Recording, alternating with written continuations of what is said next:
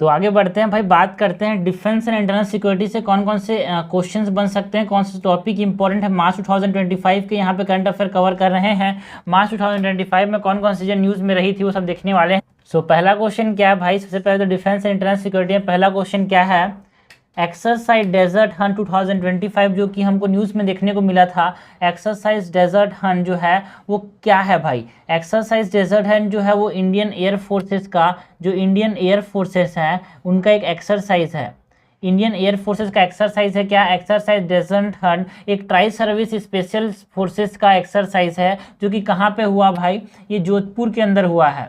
कहाँ पे हुआ है, ये जोधपुर के अंदर हुआ था, राजस्थान में। So it is a tri-service special forces exercise conducted by India. Okay, it is a tri-service special force exercise.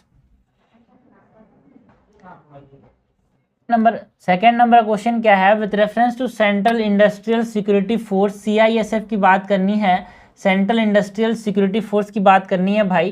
Consider the following statement, जो सेंट्रल इंडस्ट्रियल सिक्योरिटी फोर्स जो कि न्यूज़ में था मार्च 2025 में, उसके बारे में हमसे पूछा जा रहा है। तो जो सेंट्रल इंडस्ट्रियल सिक्योरिटी फोर्स है, पहला स्टेटमेंट क्या बोल रहा है, it is a paramilitary force established in 1969 under the central industrial service force act. कि ये पैरामिलिट्री सर्विस है, बिल्कुल यार, ये जो सेंट्रल इंडस्ट्रियल सिक्योरिटी फोर्स है एक पैरामिलिट्री फोर्स है। 1969 में इसको बनाया गया था under the central industrial security force act, है ना। तो ये बिल्कुल सही बात है। देखो CISF डेज जो बनाया था, ये न्यूज़ में इसलिए था बिकॉज जो CISF डेज है, सेंट्रल इंटेलिजेंस सिक्योरिटी फोर्स का जो दिन है, CISF डे कब बनाया था, CISF डे कब बनाया था, it is on 10th of March यार, इसीलिए न्यूज़ में था, 10 मार्च को ये न्यूज़ में था, इसीलिए हमारे पास मार्च के करंट अफेयर में ये इंपॉर्टेंट बन जाता है, ठीक है। सो ये बिल्कुल सही स्टेटमेंट है। It operate under the ministry of defence, ना भाई ना, जो सेंट्रल इंडस्ट्रियल सिक्योरिटी फोर्स है वो मिनिस्ट्री ऑफ होम अफेयर्स के अंदर काम करता है। किसके अंदर काम करता है, मिनिस्ट्री ऑफ होम अफेयर्स के अंदर काम करता है। किसके अंदर काम करता है, मिनिस्ट्री ऑफ होम अफेयर्स के अंदर काम करता है। करेक्ट हमसे पूछा जा रहा है, करेक्ट हो जाएगा A1 ओनली।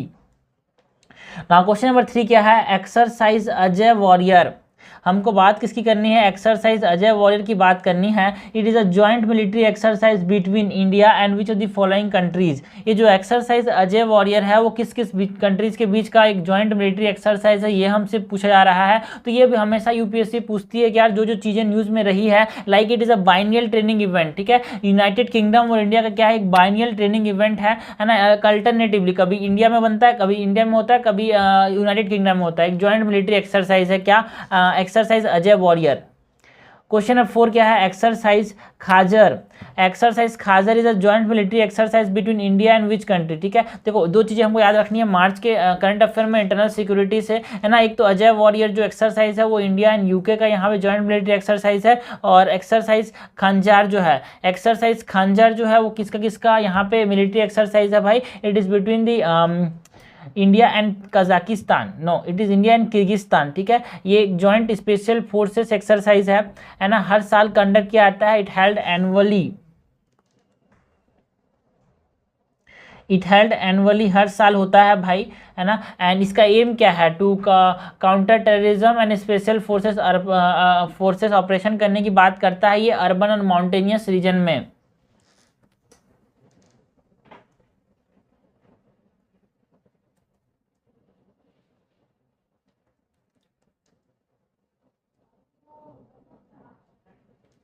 क्वेश्चन नंबर 5 क्या है, क्वेश्चन नंबर 5 क्या, according to the Stockholm International Peace Research Institute, SIPRI की बात करनी है, Stockholm International Peace Research Institute report जो कि 2020 से 2024 के बीच में जो आया था, which country became the world largest importer of major arm, दुनिया के सबसे ज़्यादा जो आम इंपोर्ट करने वाली कंट्री कौन बनी है भाई, सिप्री के रिपोर्ट के हिसाब से हमको बताना है। तो यूक्रेन ने सबसे ज़्यादा यहाँ पे आम इंपोर्ट किए हैं।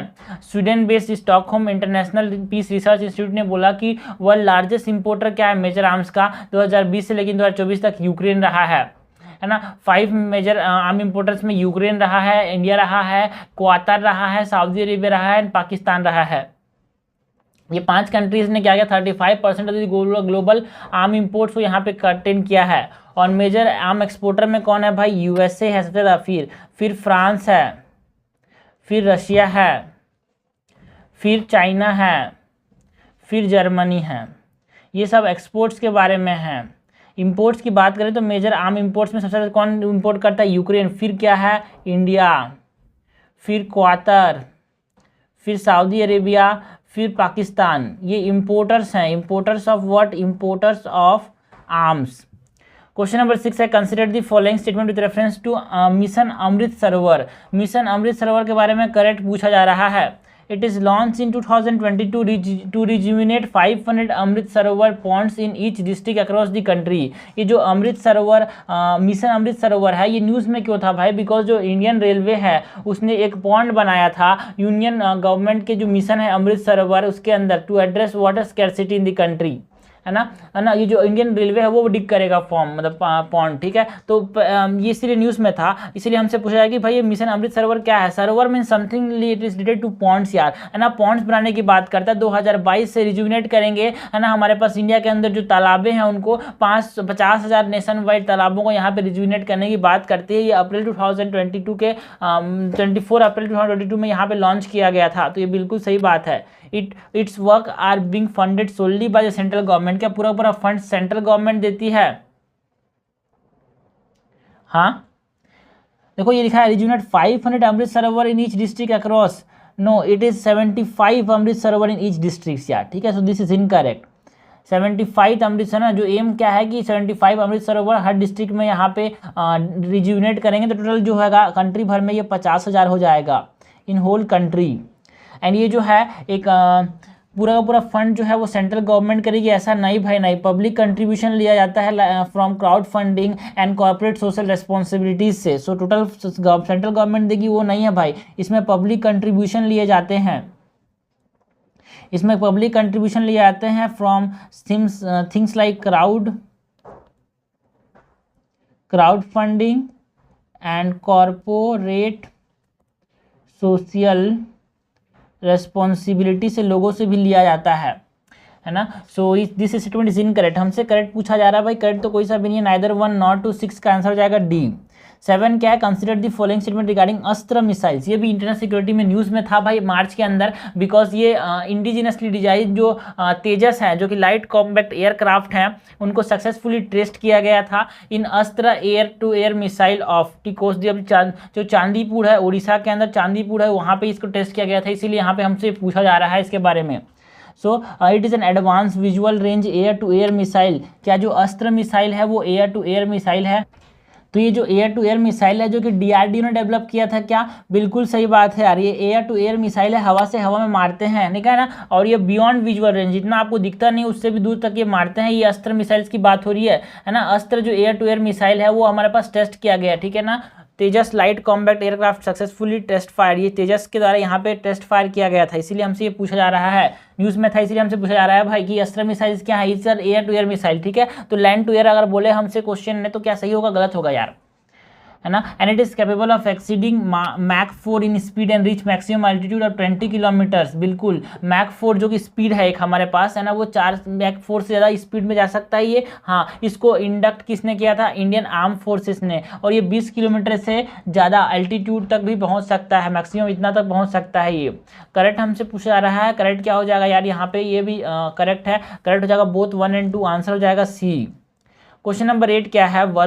वरुण की बात करनी है। Varun is a bilateral naval exercise between India and which of the following country. तो देखो कितने सारे हमने नेवल एक्सरसाइज की बात की, ठीक है। हमने बहुत सारे एक आए, देखो जितना जो है इंपॉर्टेंट की मैं बात करूं तो अजय वारियर जो है इंडिया एंड यूके का है, खंजर जो है वो इंडिया एंड कजाकिस्तान का है, यही सब मेन पूछा था एग्जाम में। वरुण जो है वो बायलैटरल नेवल एक्सरसाइज है, किसका किसका? इंडिया और फ्रांस का, ठीक है। ये भी न्यूज़ में था बिकॉज जो 23rd edition of annual naval exercise जो है वरुण इंडिया एंड फ्रांस का, वो हो रहा था कहाँ पे? अरेबियन सी के अंदर, वो मार्च के अंदर, इसीलिए हमसे ये पूछा जा रहा है। तो हमेशा समझना यार न्यूज़ में क्या चीज़ें वो नहीं, न्यूज़ से कैसा क्वेश्चन पूछा जाता है वो हमको समझना है, ठीक है। न्यूज़ तो सब पढ़ते हैं लेकिन एग्जाम में क्या पूछना है न्यूज़ से? न्यूज़ तो दिन भर 24 घंटा कम पड़ जाएगा न्यूज़ पढ़ने के लिए, लेकिन जो एग्जाम में पूछा जाएगा वो हमको समझना है भाई सिलेबस में कहाँ पे दिया है उसके बारे में, ठीक है। तो अगर हमारे पास इंटरनल सेक्रेटरी में बोल रहा है कि भाई वरुण एक नेवल एक्सरसाइज हो रहा है, तो हमसे क्या पूछा सकता है कि भाई वरुण जो है वो किस किस कंट्री का नेवल एक्सरसाइज है? वो एनुअल नेवल एक्सरसाइज है कि आर्म फोर्सेस का एक्सरसाइज है कि एयर फोर्सेस का एक्सरसाइज है, वो हमसे पूछा जाएगा। So it is a naval exercise, it is a bilateral naval exercise. और ये हर साल होता है क्या? क्या ये हर साल होता है क्या? बिल्कुल हर साल होता है, एंड 2001 से हो रहा है ये, है ना। इसमें ड्रिल्स एंड मैनूवर्स करते हैं, अंडर वाटर में भी, सरफेस में भी और एयर ऑपरेशन भी होता है। सो ये हमारे पास कहाँ पे हो रहा था भाई, अरेबियन सी के अंदर। अरेबियन सी के अंदर इंडिया और फ्रांस कर रही थी, इसीलिए हमसे ये पूछा जा रहा है। क्वेश्चन नंबर 9 है project 75 and project 75I sometime appear in the news are related to. Project 75 and project 75I are, ये जो इनिशिएटिव्स हैं वो डिफेंस मॉडर्नाइजेशन प्रोग्राम है यार, जो कि इंडिजिनस कंस्ट्रक्शन ऑफ सबमरीन पे फोकस करते हैं। मतलब प्रोजेक्ट 75I जो है वो किसके बारे में बात करता है, ये सार्कोपिन क्लास सबमरीन बनाने की बात करता है ना 75 जो है। और 75I जो है वो 6th जनरेशन कन्वेंशनल सबमरीन्स की बात करता है, तो ना। So this are what, this are to construct submarines. ये जो प्रोजेक्ट्स है ना, प्रोजेक्ट 75 और प्रोजेक्ट 75I, वो न्यूज़ में क्यों थे, बिकॉज ये जो प्रोजेक्ट्स है वो सबमरीन बनाने की बात करता है। जो सार्कोपिन क्लास सबमरीन्स हैं जो कि हमने इंडिया और फ्रांस के साथ मिलकर बनाया है ना, वो इंडिजिनसली कंस्ट्रक्ट करने की बात करते हैं। एंड जो हमारे पास जो नेक्स्ट जनरेशन, 6th जनरेशन, जो नेक्स्ट जनरेशन कन्वेंशनल सबमरीन बनाने की बात की थी, जिसमें एयर इंडिपेंडेंट propulsion सिस्टम है, ठीक है। एयर देखो ये वाले जो है project 75 it talks about the making of Scorpene class submarine, and project 75I जो है it talks about making of the next generation conventional submarine like about the. And इसमें जो नेक्स्ट जनरेशन कन्वेंशनल सबमरीन है उसमें क्या होगा, air independent propulsion AIP system देखने को मिलेगा, किसमें, नेक्स्ट जनरेशन कन्वेंशनल सबमरीन्स में। क्वेश्चन नंबर 10 क्या है यार, द टर्म त्रिपूत, है ना, and Tavasya recently seen in the news, है ना। त्रिपूत एंड तवासिया जो ये न्यूज़ में हमको देखने को मिले थे, ये क्या है, Triput and Tavasya are what, this are the frigates हैं।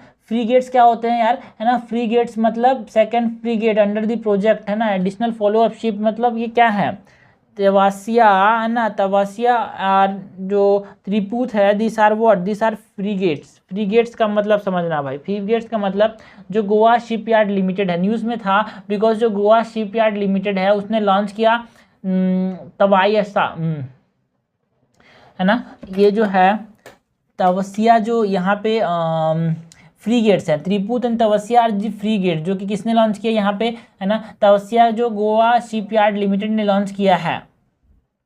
इंडिया एंड रशिया ने साइन किया था कि हम लोग क्या बनाएंगे, क्रिवा क्लास फ्रीगेट्स बनाएंगे to import and to build in India technology transfer. यहाँ पे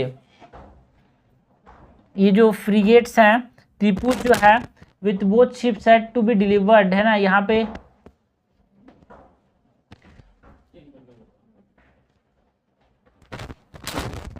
तो ये फ्रीगेट्स क्या नाम से समझना यार, है ना। देखो ये जो फ्रीगेट्स हैं वो नेवल स्ट्रेंथ को बता रहे हैं, है ना। ये जो मतलब एक तरह से जहाँ पे हवाई जहाज जो लैंड करता है ना, वो उसके फ्रीगेट्स बोलते हैं उनको, है ना। Design to perform surface, sub surface and air combat operations यार, है ना। तो Triput and Tavasya are this are फ्रीगेट्स।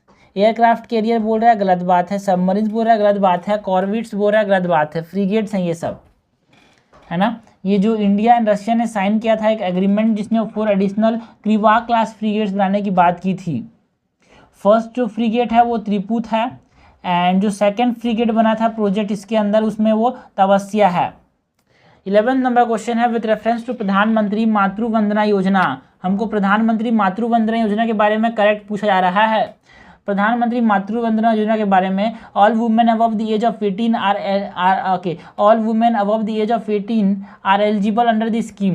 देखो भाई प्रधानमंत्री मातृ वंदना योजना के अंदर एलिजिबिलिटी क्या है, क्या कोई एज का एलिजिबिलिटी है, यहाँ पे कोई एज का एलिजिबिलिटी नहीं है भाई। Women belonging to socially economically disadvantage या फिर marginalise section of the society, वो इसको क्लेम कर सकते हैं। ऐसा है क्या, इसमें बेनिफिट जो है मातृ वंदना योजना में प्रेगनेंसी एंड लैक्टेटिंग मदर्स को मिलता है। इसमें 18 अबव ऐसा ऑल वुमेन्स नहीं बोला जा रहा है, ठीक है। It is not for all women, it is a maternal benefit, okay, maternal benefit to the lactating and pregnant mothers, okay. So this is incorrect, this scheme is applicable only for the first pregnancy.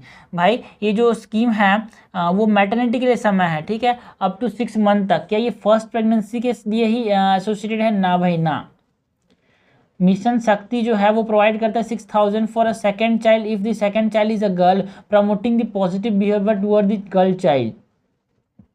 ठीक है, तो it is not only for the first pregnancy यार, दोनों pregnancy में देखने को मिलता है।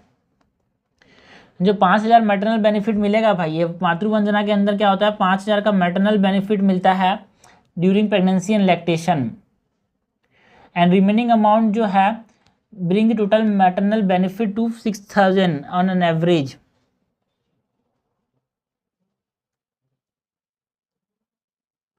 और इसके साथ साथ इसके अंदर क्या होता है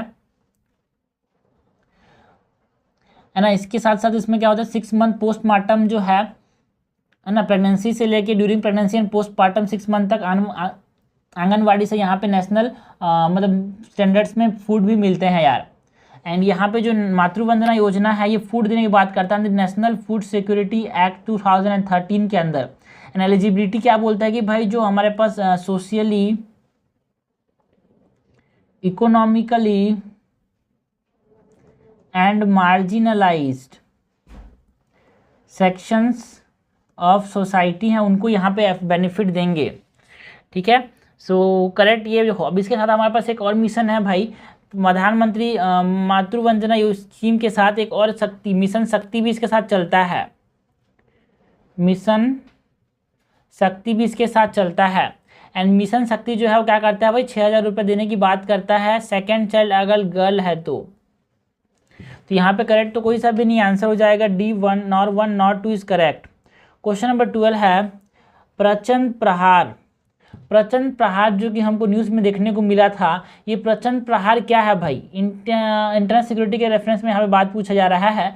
तो एक tri service multi domain exercise है इंडियन आर्म फोर्सेस का। प्रचंड प्रहार क्या है, tri service multi domain exercise है। ट्राई सर्विस का मतलब जो है ना, आर्म फोर्सेस भी है, नेवी भी है एंड ये एयर फोर्सेस भी है। ठीक है, एंड ये एक्सरसाइज है वो एक तरह से सीमलेस इंटीग्रेशन को है ना in advance surveillance strike capabilities and multi domain operational planning के रिगार्डिंग बनाया जाता है, किया जाता है। एंड इसके बाद यहाँ पे एक्सरसाइज पूर्वी प्रहार किया जाएगा। अभी प्रचंड प्रहार है, इसके बाद जो है पूर्वी प्रहार, इट फॉलोस। पहले पूर्वी प्रहार हुआ था जो कि एप्लीकेशन ऑफ एविएशन एसेट्स को देखने को लिए हुआ था, अब हमारे पास एक्सरसाइज प्रचंड प्रहार हो रहा है। क्वेश्चन नंबर 13 है with reference to Nag missile system.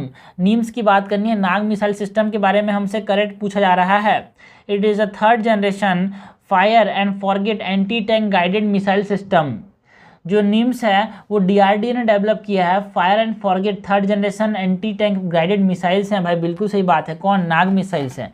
ठीक है, मारो ना दागो, फोकस करो लोकेशन पे और मार दो, फिर वो उससे जाकर उसको कहीं भी जाए वो टैंक जाकर उसको पीछे से मार देगा। ये 3rd generation fire and forget anti tank guided missile system है यार। This system is integrated on a tank carrier platform called NAMICA for enhanced battlefield mobility. बिल्कुल सही बात है, ये निम्का के अंदर क्या किया था, जिसको हम क्या बोलते हैं नाग मिसाइल के लिए, उसके अंदर इसको डाला जाता है नाग मिसाइल सिस्टम को, जिससे वो क्या करता है, गाइड करता है, को टैंक को मार देता है। एक बार fire and forget missile system है, ये बिल्कुल सही बोल रहा है। NAMIS has been imported under the buy global category. देखो भाई, निम्स एक इंडिजिनियसली डेवलप्ड है, ठीक है, नॉट बाय, हमने दूसरे देश से बाय नहीं किया है यार। It is indigenously develop, correct हमसे पूछा जा रहा है, करेक्ट हो जाएगा ए 1 and 2 ओनली। ना क्वेश्चन है 14 है consider the following Indian humanitarian operation with respect to they are with respect to और with respective countries they are assisted. तो कौन कौन से ऑपरेशन कौन कौन से कंट्रीज के साथ रिलेटेड है, ये हमसे पूछा जा रहा है। तो ऑपरेशन मैत्री जो है, क्योंकि अभी हमारे पास जो 7.7 का जो अर्थक्वेक आया था म्यांमार में, उसके रेफरेंस में न्यूज़ में था यार, है ना। म्यांमार में जो 7.7 का अर्थक्वेक आया था, वहाँ पे जो इंडिया ने जो ऑपरेशन चलाया था, वहाँ के जो लोगों को निकालने के लिए, वहाँ के लोगों को मदद करने के लिए, वो क्या है, ऑपरेशन ब्रह्मा जो ऑपरेशन है वो किसने, इंडिया ने स्टार्ट किया था म्यांमार में ह्यूमैनिटेरियन असिस्टेंस देने के लिए, जो डिस्ट्रक्टिव अर्थक्वेक आया था यार वहाँ पे। सो ऑपरेशन मैत्री जो है वो नेपाल के साथ है, बिल्कुल 2015 में ये किया गया था।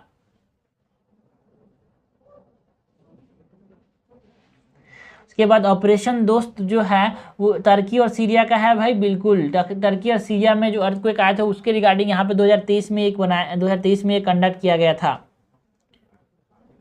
ऑपरेशन सद्भाव, ऑपरेशन सद्भाव जो है वो 2024 के अंदर है ना, जो टाइफून आया था म्यांमार, लाओस एंड वियतनाम, उसमें हुआ था यार।